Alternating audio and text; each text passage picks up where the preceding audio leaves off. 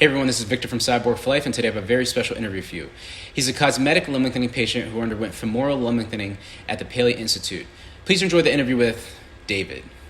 Hey everyone, this is Victor from Cyborg for Life, and today I'm joined by a cosmetic limb lengthening patient who underwent bilateral femoral lengthening last month on May 6th at the Paley Institute. And he was so kind to come on and share his story with us. So please join me in welcoming David. Hey David, how are you doing today? I'm doing well. How are you? Doing great, man. So first of all, thank you so much for coming on and sharing your story.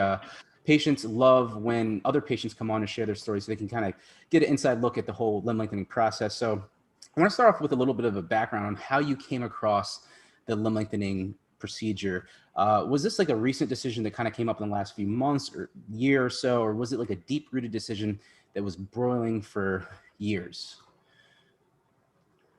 I was always the shortest child growing up, sort of like in class, and I was short enough to merit visits to a pediatric endocrinologist when I was growing up to check my growth hormone levels. And even though my growth hormone levels were clinically normal but on the lower side, I was still eligible for human growth hormone therapy. And unfortunately, I didn't get it. And I really wanted it, but I didn't get it. And then when I was 18 years old, I tried to go back one more time to see if I could get it, because then you can make your own medical decisions. Mhm. And when I went back, by then my bones had fused and my growth plates were closed, and that was it. And I remember my father going with me, and he would come along because he was a pediatrician. And I just, remembered the car ride home after I learned I couldn't grow anymore. And it was just this weird, like eerie feeling, like looking out the window, thinking like, oh, I'm just this height for the next 70 years, I guess. I mean, like, it was, yeah. So, it does go back quite a bit. But So an interesting thing. Oh, go ahead. yeah. I want to dig into that car ride because I want to get a little bit more of that experience. So you just found out that the growth hormone treatment therapy is not going to work for you, and your current stature is what you're stuck with for the rest of your life. And your father, who's a pediatrician, he on board, or what was his whole kind of demeanor about it all? His demeanor was a little bit of indifference, I guess. Okay. Just sort of that, there are population variations and, statistical dispersions, and people get where they are. People can be 5'5.5", they can be 5'9", they can be 6'2", and they just sort of end up, and as long as they're within some sort of normal bound parameter, then everything's okay. And he didn't seem to think much of it, but I was really hurt about it. Gotcha. Yeah, man, that's super rough. So this was a deep-rooted decision since you were a teenager.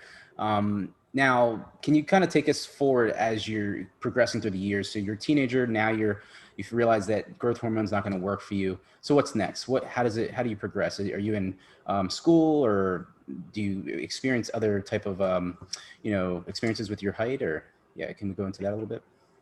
Yeah, well, let me talk about school, but let me go back a little bit to like middle school and high school Okay. when I was, first seeing the pediatric endocrinologist, probably in middle school and late elementary school. I was the shortest in class, but it was interesting because, unlike the stereotype, I was never really bullied because of it. Like I had great friends, and you know, my friends would always joke at the end of the summer or at the end of the school year, we're going to come back after summer 4 inches taller. He's just kind of like, get a growth spurt. And so it was actually wonderful to have like more friends feel like who are on your side and who don't make fun of you. And then after, I learned the growth hormone wouldn't work, I was in college by then. And an interesting thing happens is for a while you forget about your height, and it's just like life goes on. Right. But then there's always these subtle reminders that are popping up. And one of them for me, because my background is in the physical and life sciences, is learning about statistics. Mm-hmm. Because height is one of the great ways to teach people about statistics, because it follows along a normal bell curve. It's distributed quite normally. So it's a very easy way to teach people statistics. So it's used in the class. And, that's where I learned I was about the 6th percentile of height Wow. for adult men in the United States, about, like 5'5.5", or so. And so that was annoying. And then just being reminded about my height by people sort of like seemingly randomly for no reason. Like in classes and study sessions, one of the female students, reminded, she decided just seemingly out of nowhere to remind me, you're not that tall. It was a weird thing. And so it was always really frustrating. And then, generalized life annoyances too, seeing height just basically glorified everywhere, not finding properly fitting clothing is a problem. Luckily, I was tall enough I can find, some pants and shirts that fit me at some stores, but, a lot of it was just too big, and that makes your stature even worse, because without properly fitting clothing, you just don't look the best you can, and it's best to dress for your body type. Like women made it clear that height was a very important thing to them. Yep. And also, interestingly enough, I seem to recall it really affected my interview skills as well, like not being taken seriously in interviews. And I have some sort of anecdotal evidence just to back that up, because luckily we live in the 21st century. Mm-hmm. So you can do a lot of interviewing over Skype or Zoom. Right. And nearly every job I've had since I graduated from university, I've gotten over a Zoom or a Skype interview. Wow. Without an in-person interview. Okay. But for some reason, my in-person interviews just don't work out that well. And I just can't seem to figure why that is. It's like, am I carrying myself differently? Or is there just this sort of unwritten bias against short people, where, you're being interviewed and you're just not taken as seriously. Right. Whereas over Zoom, you can't tell if the person is 5'2" or 6'2". That's so true. So now we kind of got the background of like where it all started and like what your experience were as you were going through middle school, high school, and even the university, and even job interviews. Now, when did you figure out that there was something called limb lengthening and the actual procedure that could be the game changer for you? Can you tell us a little bit about that, David? Yes, I discovered leg lengthening back around 2010. Okay. Wow. And I had a consult very shortly after with Dr. Rozbruch in New York City in early 2011. Okay. And I couldn't go through with leg lengthening at the time for a couple of reasons. One was I couldn't afford it. Right. Secondly, I didn't have any sort of like moral or emotional support from any family members or close friends. They thought it was crazy. Yeah. But 10 years later, I'm living in Florida, and I realized Dr. Paley's Institute is down here, and I have the money and I have more support from family now, so I decided to go for it. Wow, that's crazy. That's super cool that, even though it took a decade for everything to kind of come around full circle, that you're able to get this done. Now, I want to kind of like really kind of peel back the layer on the family members not being very supportive of your decision to try to go through with limb lengthening. Can you explain a little bit about like why they didn't support you, or like just give us a little bit of like, or highlight some of that area for us? One of my family members did come around. My mother, when she sort of like saw my life and just sort of saw how annoyed I was with my general life situation around my height. My father still sort of remained opposed to the idea of me getting leg lengthening, but tough luck. There's more than one medical philosophy in the world, and so I decided to go forward with it, because medicine isn't just about saving life; it's also about quality of life, and that's part of what this procedure is. It's a quality of life procedure to help people get taller so they can feel better about themselves and maybe be treated better by society. Yeah, absolutely. I love that statement that you just meant there. It's about the quality of life and not one aspect, but the overall conglomeration of those aspects. So nothing in the world is just one thing. Yes. Is probably the most important statement to make. Because there's a lot of research papers out there on stature and its effect on people's life. There's plenty of research papers on income, right, and on how height affects income and how it's positively correlated with income. Mm-hmm. And these papers have been done both in the United States and over in England. And they found that there is a positive correlation of height with income, where as your height increases, so does your income. Okay. Yeah. Now, of course, we all know that might not be solely due to height. There's other confounding variables, like maybe if you're short, you're picked on, you don't believe in yourself as much, you don't put in as much effort, so then you don't have as much salary. Mm-hmm. But there's still an association there. Yeah. And there have been, research papers that show that increase in income due to stature also affects women. Wow. So it's not just men. Yeah. And, people probably don't need to hear this, but relationships and stature for men, women tend to value height when looking for a partner. Mm-hmm. There's a really good book out there called Blink by Malcolm Gladwell, and in it he writes about how people, do tend to have these initial reactions upon seeing someone, and you judge them whether or not you want to, and it's important to remain cognizant of that.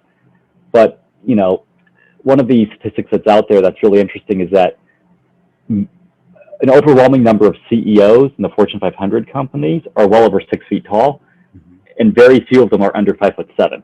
So they don't follow the normal distribution of height. Right. So based on randomness, it should be equal. Yeah. But it isn't. There's this tendency to favor the taller individuals. And, that's just something, can't look past. And then one of the most depressing papers I found was a paper from about 15 years ago, mm-hmm, on height in Sweden. Okay. And in that paper, it found that for every 5 centimeters difference in height, for every 5 centimeters someone was shorter, yeah, risk of suicide increased. What? So there is an inverse correlation with height and suicide. So the taller you were, the less likely suicide was to happen. That's insane. Now, it is crazy. Yeah. But the thing with height that, I think short people understand is that there can be all these small little nagging things on the end, right? It's like things with jobs, things with employment, things with dating, mm-hmm, things with even finding proper clothing. And, failing to acknowledge that is a problem, because it hurts people. Yeah. And some people just can't handle it, unfortunately. But yeah, so nothing in the world is just one thing, but a lot of small things can really add up to serious consequences. All right, David. So now I want to go back to the initial consult that you had at the Paley Center more recently in the last couple of months. Can you take us back to that day when you were talking to Dr. Paley and when you were visiting the center? Did you see other patients? What was the atmosphere, the environment like? What was going through your head? Well, when I went to the Paley Institute for my consult and my initial lab work, mm-hmm, it was really quite stunning how well oiled and greased of a machine this is here. Like, it is a real class act. It is really incredible to see something like this at a hospital. And sort of, I actually kind of completely decided to do it even before the consult, just based on that, like based on how well everything was put together. Because I saw all the patients going in for their physical therapy and coming out waiting for the shuttles, and I was talking with them, mm-hmm, and I was speaking with Sylvia, who's one of the point people down here, where if you're a patient and you have a question, you can just text her and she'll help you get the information you need. And so she was showing me around, and it was just such a class act. It's like, well, yeah, I'm really going to do it now.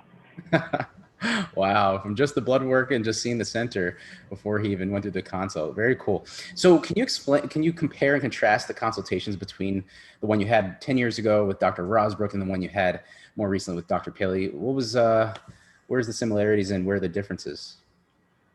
I would say they're mostly similar. They watched you walk to see how your gait was. They, bent your legs in all sorts of directions to determine your flexibility, mm-hmm, the flexibility of all your tendons and muscles. And I'm not a physiologist, so if I tried to say these things, I would butcher it. But yeah, and then true to there being differing medical philosophies. When I was in New York City, Dr. Rozbruch recommended the tibias, and down here, Dr. Paley and Dr. Robbins recommended the femurs.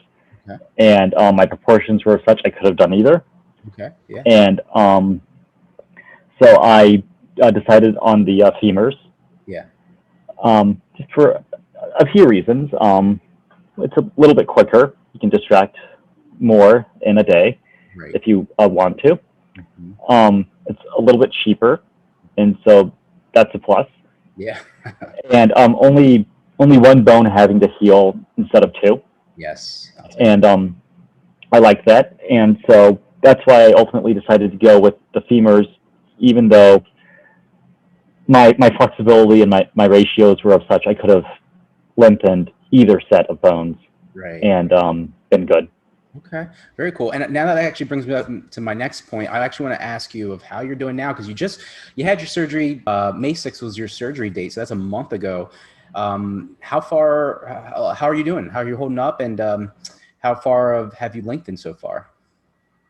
So far, I've lengthened 23.75 millimeters. So that's just over 2 centimeters. So by Monday, I will be 1 inch taller. It's kind of interesting doing this because you go slowly, day by day, right? Right. And people recognize it at different times. Yeah. Like there's some patients here who've lengthened like 5 centimeters, and they say I don't see a difference. And for me, like when I was at like just 0.8 of a centimeter at 8 millimeters, I could already see a difference. It's actually kind of easy because at 166 centimeters, roughly 5'5.5", that puts me at about just slightly taller than the average woman, because average women in the United States are about 5'4". Okay. Yeah. So when making eye contact with people, it's kind of easy to tell where you stand with height. Mm-hmm. And so there's a couple of people who work here who I see all the time now because I'm always at PT. Right. And one day I just realized I was a little bit taller than she was instead of just making direct eye contact with her. And I was like, oh, this is only 0.8 of a centimeter. This is wonderful. Like I actually feel wonderful, already just being only 1 inch taller, or not even 1 inch taller yet, but being just under 1 inch taller. Yeah. It's great. And so it's going well. Okay. There's really 2 stages of pain that you have to look forward when doing this. So the first one is the surgical pain, where you walk into the hospital and you're perfectly healthy, and then you wake up and your legs are broken, both of them. And then you wake up and you immediately think, why am I doing this? But then, you know what? It's done. So you go forward with it. So then comes the lengthening pains. And by lengthening pains, I don't really mean pain due to lengthening. I mean the tightness of the muscles when you do lengthen. Yeah. And so you got to stay on top of stretching. It's really important to listen to the physical therapist and to do the stretching. Luckily I'm doing this in the summer. And when your surgical scars heal enough, you can get clearance from the doctor to submerge, which means you can go in the pool. And they have a special handicap chair access to the pool at the hotel I'm staying at one of the hotels that has basically that's close to the Paley Institute where the shuttle comes. Right. And it's a great place to do these stretches because even with Precice 2.2, which I have the largest rod, so 75 pounds per leg. Okay. And before surgery, I weighed 128 pounds. Now I weigh 115, so I lost a little weight, which is normal. Wow. But when you're at least chest height in water, the buoyancy of the water makes it so you can walk in the water. Wow. And you can stretch in the water. And that's such a helpful, it's just such a helpful stretching option than just lying on your bed or lying on a massage table and doing it. And so I can say I can't imagine doing this in the winter without the pool option. And thank goodness it's Florida too, because the winters here aren't even that bad, but Right. it's still cold. So Yeah, that pool hydrotherapy, I think that's one of the most beneficial aspects. If you have access to a pool and if it's warm enough, because you can do it in free motion, you can do it at any angle and find the tight areas and really work that area. So very cool, David. So now I want to kind of talk about you said that it's been really a little bit hard with you had the surgical pain and then now you had the tightness of your muscles and everything like that. What areas in particular are getting tight on you? Is it like more your hamstrings, your quadriceps, hip flexors, calves? Where is it getting tightest the most for you? I've certainly noticed it more in the hips than anywhere else. Okay. Luckily, I was a pretty active person before all this, and so I had pretty good range of motion for my quads and my hamstrings, and those seem to be doing well. But my hips are just, they're killing me, man. They're tight. If I stand up too quickly, they can hurt.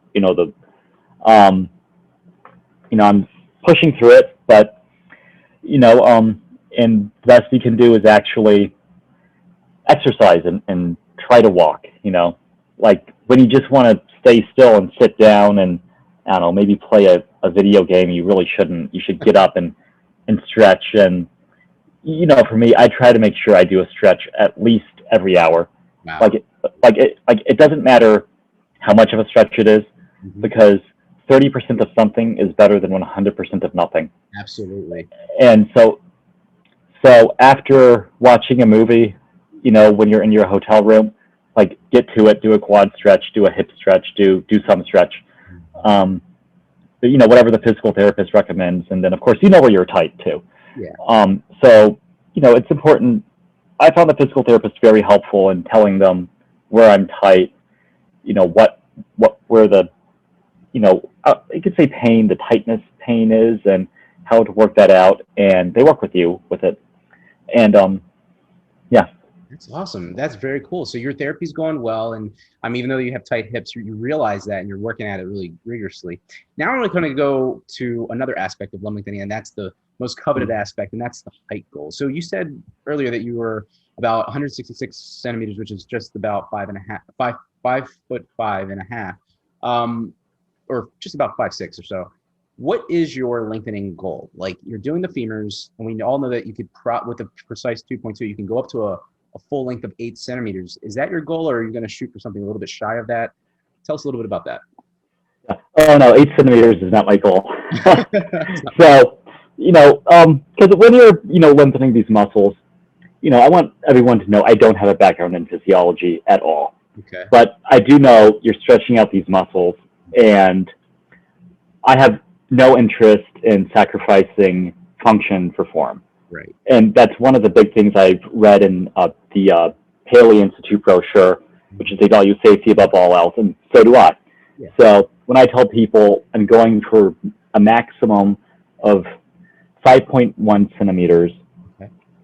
Some people look at me like, what? You could do more. And it's like, no. Like, I know I could do more, but I don't want to do more. Absolutely. Because I liked mountain biking. I like going to the gym. I don't want my tibia to femur ratio to get too far out of whack. Right. Especially since I don't have plans to do my tibias. Okay. Yeah. And you know what? I even said, to someone, like, I would rather do 4 centimeters in the femur and come back and do 3 in the tibias if I really wanted more height. Yeah. Just because I don't want to, just crank out 8 centimeters in my femur and, have like these really stretched out muscles. Because I want to, be able to do, and I know people recover from this surgery, just fine. Yeah. But I want it to be a quick, easy, smooth recovery. I don't want it to be long. I don't want it to be drawn out. I know the more you lengthen, the longer the recovery is. That's true. And 5.1 centimeters maximum. Maybe I would give myself a few bonus millimeters after that. But and if I don't hit that goal, if I go in at 4 centimeters, that's okay. Because as far as I'm concerned, I've already won by doing this. Like, I'm already almost an inch taller. I mean, anyone who does this surgery and gets any amount of height out of it has already won because they've already put themselves through a rather painful endeavor, to get height. So every turn I get, I'm just grateful for. Yeah. And it's important for everyone who's looking to do this to realize that your overall health, it's not worth sacrificing your overall health just for your height. Absolutely. Trust me, I want height. That's why I paid, that's why so much money has been paid for this, and why you lie in bed awake at night because your legs hurt, because you're lengthening them and your muscles are stretched and you're sore.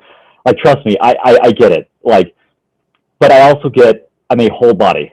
I'm not just legs, and I'm not just, muscles and legs. And so it's my overall health too, which also includes my psychological health, which is another reason why people do this, because they want to feel better about themselves.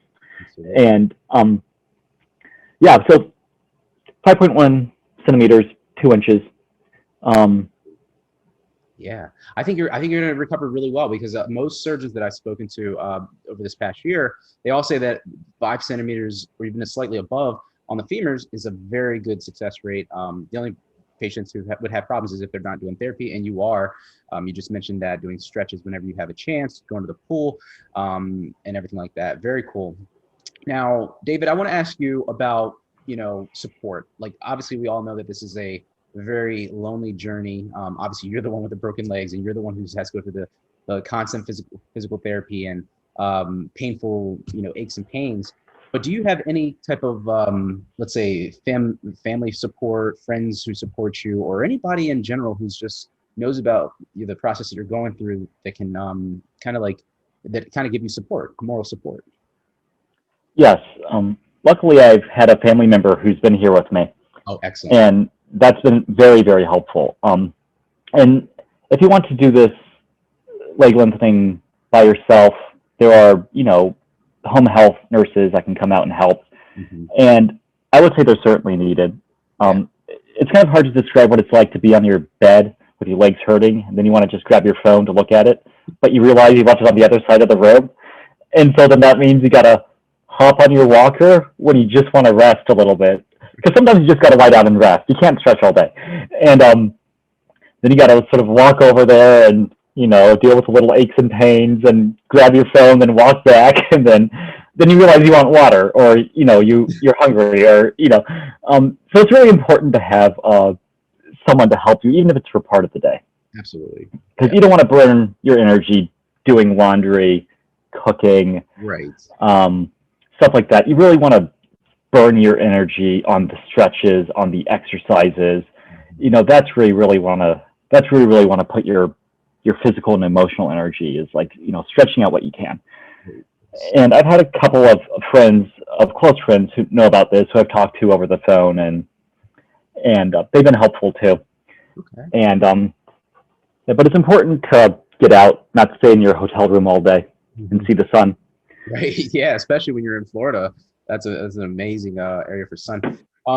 Very cool. So now I want to go to another big, I guess, concern that patients have about this procedure. And we all know that is the cost, because the cosmetic aspect, it's not covered by insurance. And so what are your what's your thoughts on this? Basically, you went through it, you had to pay the massive fee. Can you explain a little bit about pretty much what you're thinking? Hey, I'm going to drop a lot of G's on this procedure. Give us your take on that, David. It's a lot of money. It's a lot of money. Look, there's no way around it. It's like you're talking, over $90,000, for the femurs only, which is the cheapest option, by the way. Tibias are over $100,000, and then if you look at the other options that they have at the Paley Institute, people do quadrilateral surgeries, where they do the femurs and then the tibias 3 weeks later, and then they lengthen simultaneously or something. And so some of these options can go over $250,000. And when it comes to money, money is sort of like an enigma, because it can do everything and it can be nothing, Yeah. And you can only do 3 things with money. You can spend it, you can save it and invest it, or you can give it away. Right. That's all you can do with money. Yeah. And, and so I don't just look at the total cost of it. I look at the total cost of it over time. Because, the reason I don't want to do my tibias is because if you take $100,000 and you invest it for 30 years, you basically have a funded retirement account. And so yeah, like, the cost for my Precice 2.2 surgery, which at the Paley Institute comes with 60 PT sessions. Okay. And luckily, you can use these PT sessions in any way you want. It's normally over the course of a week. So Monday, Tuesday, Wednesday, Thursday, Friday, and then you're off Saturday and Sunday. Mm-hmm. But you can request to do double days, or you can request Saturdays. Oh. But you have 60 sessions that are paid for in part of the package that I got. Okay.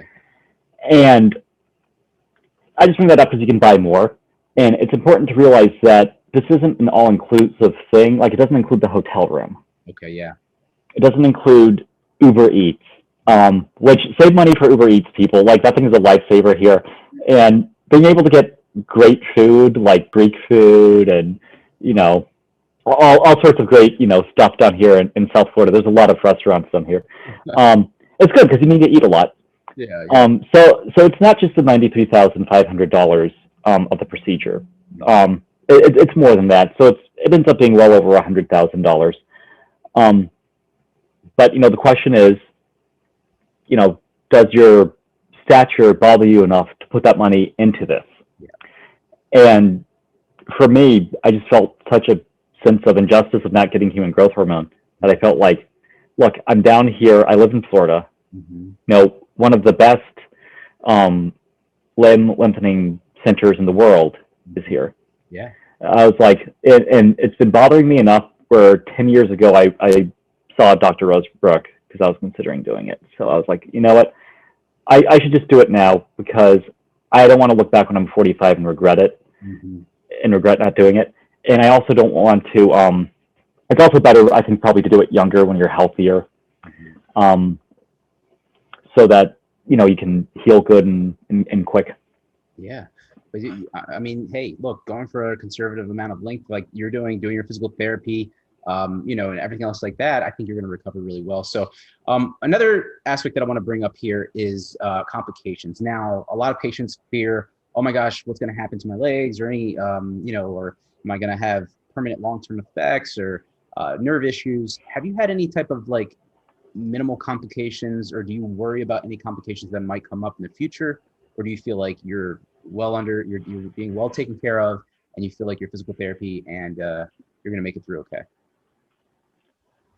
I know I'm going to make it through good. When you're in the thick of it, it is kind of rough because, you have trouble walking, you have trouble doing the regular walking motion at times because everything, you feel stiff. And even with the physical therapist telling me, wow, you're doing great with your stretching. And they're like, they'll even say, look at this guy's quads, pull my leg back and they're like, look, 135 degrees. That's great. And it's like, yeah, I know, but it still hurts. And, no, it's wonderful. As far as complications are going, luckily I had my first follow-up a few weeks ago. Okay. Week before last, and I have my next one this coming week. Okay. And I have good bone growth that's going on already, so that's good. And one of the complications I was just most concerned about reading it because it sounds so terrifying was the threat of something called a non-union. Yeah. And because that sounds like the absolute worst one to have, like the bone not growing back together. Right. Luckily based on my first set of X-rays, that's not going to be a problem with me. If anything, there's more concern about a premature union than a non-union because of how quickly my bones are growing back together. Yeah. And but yeah, I know it's a process. Yeah. And you have to take one day at a time. Like one turn at a time. Yeah, for sure. And yeah. Yeah, that's a great way to put that. And you mentioned that your bones are healing really well. That shows that your body's facilitating nutrients really well to the bone.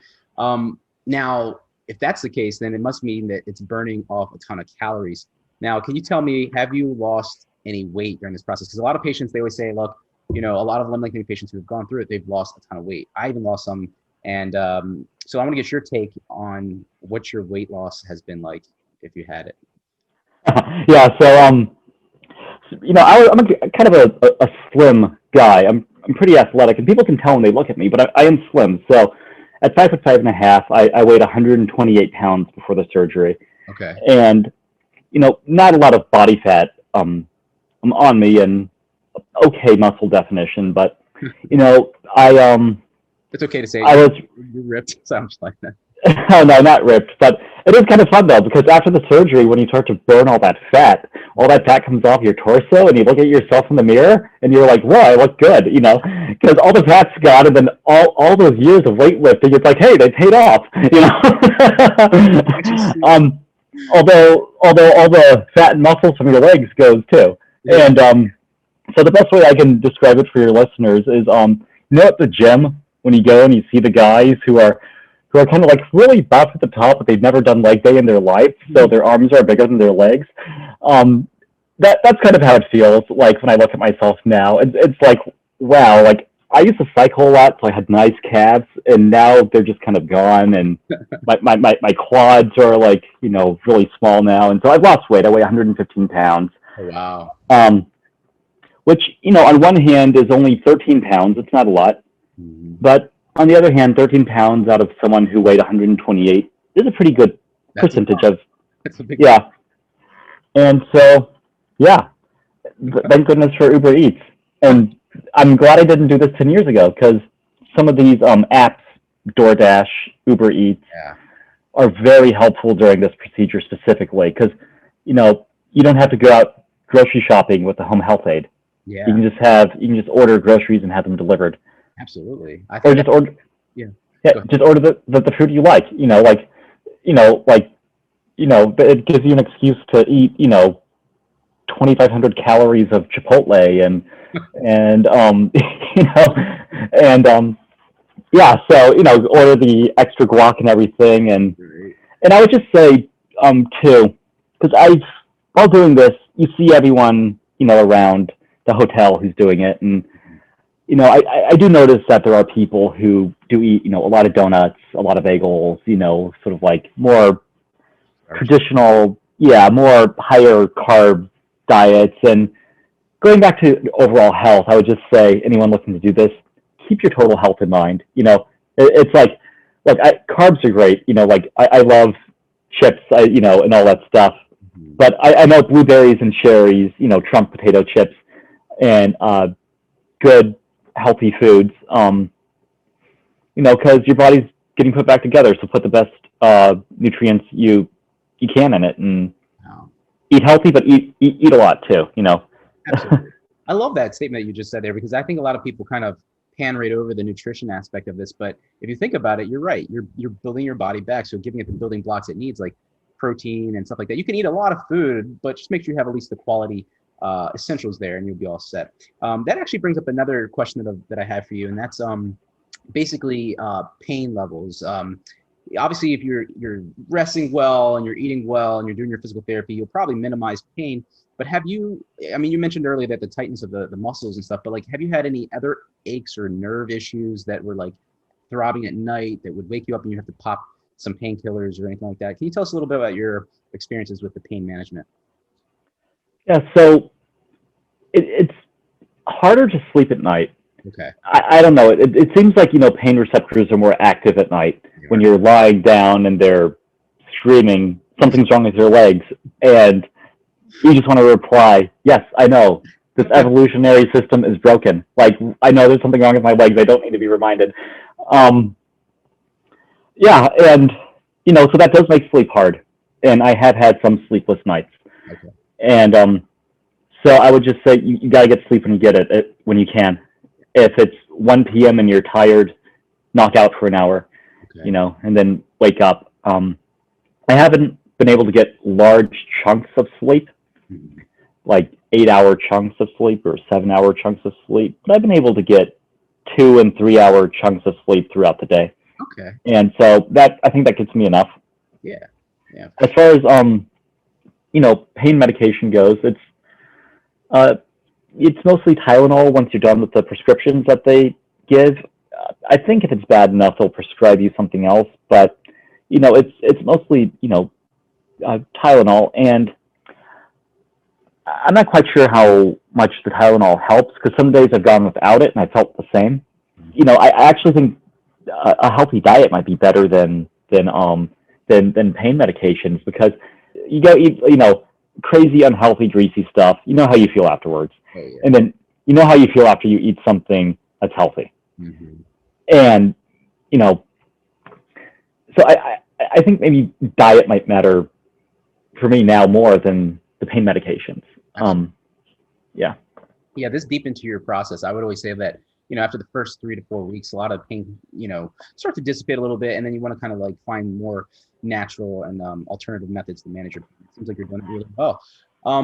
So now, David, I want to ask you about, like you said earlier, that the process is going pretty smooth. You're lengthening pretty well. How many times a day are you lengthening, and what rate are you going at to hit your goal of 5.1 centimeters? Well, I've been going mostly at 4 turns a day. So 0.25 millimeters is 1 turn. So 4 turns a day is a millimeter a day. Yeah. A few days I've only done 3 because of the tightness in the hips that we talked about. Yeah. And I'm going to inquire with this a little bit more at my next appointment, because I did ask, and I was told not to slow down too much because of how quickly my bone is growing. Mm-hmm. Right. But if I could alternate 3 and 4, it might be okay. Mm-hmm. There are some people here who I know only do 2 turns a day. Yeah. But it's what you're comfortable with, and it's what can help you. Like it's what gets you through it. If 4 or 3 is too much and you need to slow down, talk to the doctor and see if it's okay, because it's not just the speed of the lengthening, it's also your comfort while you're doing it. and if you're just going to yank those muscles apart and it's too much for it, it's like, well, talk to the doctor. Maybe they'll say slow down, and it's okay to slow down, because you might have to just, Yeah, give yourself a little bit of catch-up time and pace yourself, essentially. Yeah. That's what I'm going to do, because the soft tissues are the limiting factor of this whole process. So just another question or two here, and I want to ask you about, like, now you said you had the Precice 2.2 nail, and we all know, I've made videos on this basically about the recall of the Stryde nail. Not, it's a fully weight-bearing nail. It's been recalled, so it's off the market right now. So you proceeded with the Precice 2.2, which is not fully weight-bearing. You can handle about 75 pounds per nail. How has your, I guess, mobility been affected, since you don't have a fully weight-bearing lengthening device? You had to use the walker. How do you kind of dictate how much pressure you're taking off your legs by putting your upper body onto the walker, and then transitioning from, different positions, like the bed to the chair to the wheelchair to, wherever you are, the shower, everything like that? Can you tell us a little bit about that, your mobility? Because I think a lot of people, right, or other devices that aren't fully weight bearing, but they just can't, take the plunge because they're not 100% sure. You are going through the process, so give us a little bit of insight there. So during physical therapy, during my second day of physical therapy, what they did was they pulled out the scales, and I stood on them, 2 separate scales, and they were showing me, this is about how much you can do each. And then recently I've been walking on the scales, and as I take a step, they'll move the scale so I can see it as I step on it, to see how much weight I'm transferring on that foot. Great.